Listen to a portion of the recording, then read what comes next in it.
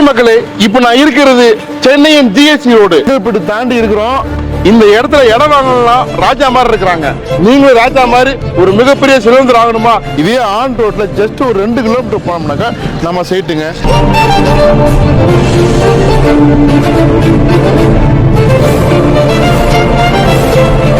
Building பாருங்க, bus எப்பவுமே போயிட்டு இருக்கு பாருங்க.